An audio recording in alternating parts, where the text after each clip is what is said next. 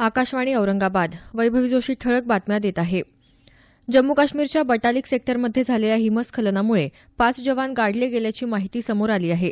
यातले 2 जवान शहीद झाले असून 2 जणांना वाचवण्यात यश आलं आहे, तर 1 जण बेपत्ता आहे. काश्मीरमध्ये मोठ्या प्रमाणात हिमवृष्टी सुरू असल्यानं अनेक ठिकाणी हिमस्खलनाच्या घटना होत आहेत. मुसळधार पावसामुळे जनजीवन विस्कळीत झालं आहे. काही ठिकाणी पूरसदृश परिस्थिती निर्माण झाली असून झेलम नदीच्या पाण्याची पातळीही वाढली आहे. पंतप्रधान नरेंद्र मोदी यांनी जम्मू काश्मीरच्या मुख्यमंत्री मेहबूबा मुफ्ती यांच्याकडून परिस्थिती जाणून घेतली. पूरपरिस्थिती नियंत्रणात आणण्यासाठी केंद्राकडून सर्व मदत केली जाईल असं आश्वासन त्यांनी दिलं. जागतिक आरोग्य दिवस आज पाळला जात आहे. चला बोलूया, नैराश्य टाळूया हे यंदाच्या आरोग्य दिनाचं घोषवाक्य आहे. या निमित्तानं आज आरोग्य विभागाच्या वतीनं विविध कार्यक्रमांचं आयोजन करण्यात आलं आहे. औरंगाबाद इथं जिल्हा सामान्य रुग्णालयाच्या वतीनं विशेष संदेश फेरीचं आयोजन करण्यात आलं आहे.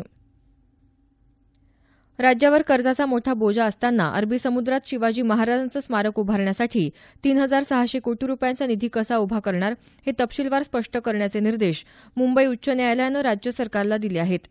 स्मारकाला विरोध करणारी याचिका चार्टर्ड अकाउंटंट मोहन भिडे यांनी दाखल केली आहे. याऐवजी राज्य सरकारनं नागरिकांच्या समस्या सोडवाव्यात असं भिडे यांनी याचिकेत म्हटलं आहे. याचिकेतल्या प्रत्येक मुद्द्यावर सरकारनं भूमिका स्पष्ट करावी आणि 3 आठवड्यात उत्तर द्यावं असं न्यायालयानं म्हटलं आहे. महाराष्ट्र औद्योगिक विकास महामंडळांच्या राज्यातल्या 7 क्षेत्रात सामूहिक सांडपाणी प्रक्रिया केंद्र कंपन्यांना चालवण्यासाठी देण्यात आलं असल्याचं पर्यावरण मंत्री रामदास कदम यांनी विधानसभेत सांगितलं. सदस्य डॉ. मिलिंद माने यांनी बुटीबोरी इथल्या इंडोरामा पॉवर प्लांट आणि शिल्पा रोलिंग मिलमुळे होणाऱ्या प्रदूषणाबाबतचा प्रश्न उपस्थित केला होता. त्याला उत्तर देताना कदम बोलत होते. भविष्यात औद्योगिक प्रदूषणाच्या तक्रारी आल्यास संबंधितांवर कारवाई करण्यात येईल असं ते म्हणाले. संक्षिप्त बातमीपत्र संपलं. आमचे यानंतरचं बातमीपत्र दुपारी 1 वाजता.